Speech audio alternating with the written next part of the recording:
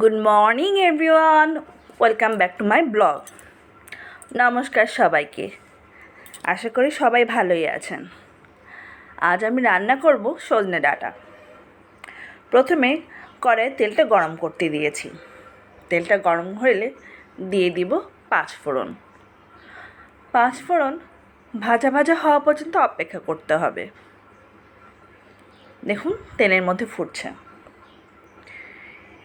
এত গরমের মধ্যে রান্না করতে মন চায় না, তবু রান্না করতে যেতে হয় পরিবারের জন্য, নিজের জন্য। এরপর পাঁচফোড়নটা একটু পুরো পুরো হয়ে গেলে, ভাজা হয়ে গেলে, এর মাঝে দিয়ে দিব আলু, বেগুন ও কেটে রাখা পটল চিকন চিকন করে। চিকন চিকন না করলে খেতে মজা লাগে না, অত ডুম্বা ডুম্বা করে। এরপর এর মাঝে দিয়ে দিব স্বাদ মতো লবণ আর হলুদ দিয়ে একটু ভাজা ভাজা করব, কড়াইয়ের মধ্যে নাড়াচাড়া করে।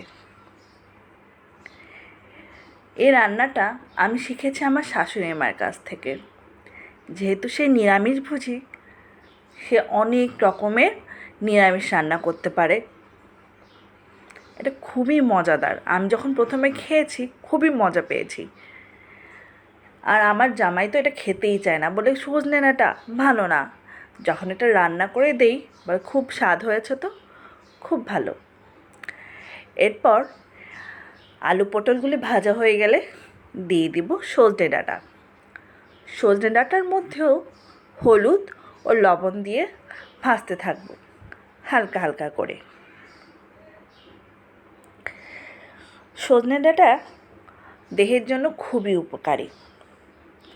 সজনে ডাঁটায় আছে প্রচুর পরিমাণ আয়রন, ক্যালসিয়াম এবং ভিটামিন। এটি হাড়ের জন্য অত্যন্ত উপকারী।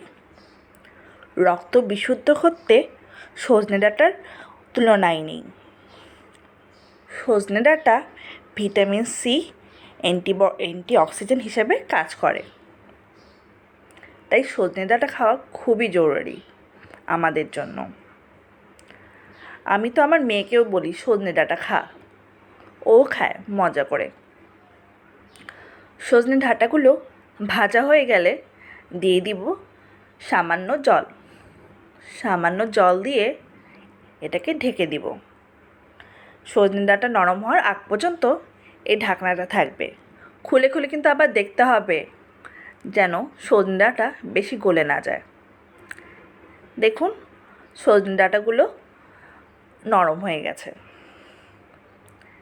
ওই যে দেখছেন, এই সবজিটা একটু মাখো মাখো হলে টেস্ট লাগে।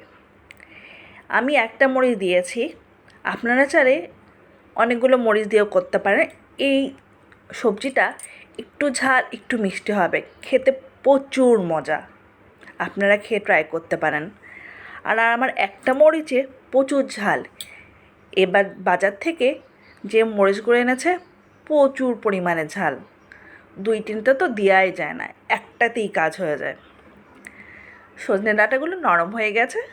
দেখুন ওই জলের মধ্যে একটু নেড়ে চেড়ে নিচ্ছি আর মরিচটাকে গলিয়ে নিচ্ছি যাতে একটু ঝাল ঝাল হয়। আর মেয়েও বেশি ঝাল খেতে পারে না, কিছু করার নেই, তো একটাই দিয়েছি। আবার একটু ঢেকে দিলাম। এরপর আবার তুলে নিয়ে দেখুন একটু মাখো মাখো হয়ে গেছে। খুবই মজাদার, খুবই মজাদার, আপনারা খেয়ে দেখবেন। আর আলু একটু গলিয়ে দেবেন, একটু যাতে মাখো মাখো হয়। আলু গলিয়ে দিলে তরকারিটা একটু ঘনত্ব বাড়ে। আপনারা চাইলেও এটা ভেঙে দিতে পারেন, আবার নাও ভাঙতে পারেন।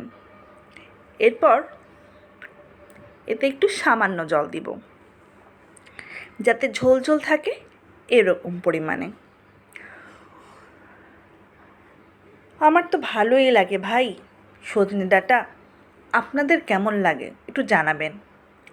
আমার প্রোফাইলটাকে লাইক, কমেন্ট, শেয়ার করবেন, সাপোর্ট করবেন প্লিজ। আপনাদের সাপোর্ট আমার জন্য খুবই জরুরি। দেখুন কত সুন্দর লাগছে। হয়ে গেল সজনে ডাঁটার রেসিপি, খুবই মজাদার। আপনারা খেয়ে দেখবেন, সবাই ভালো থাকবেন। ধন্যবাদ।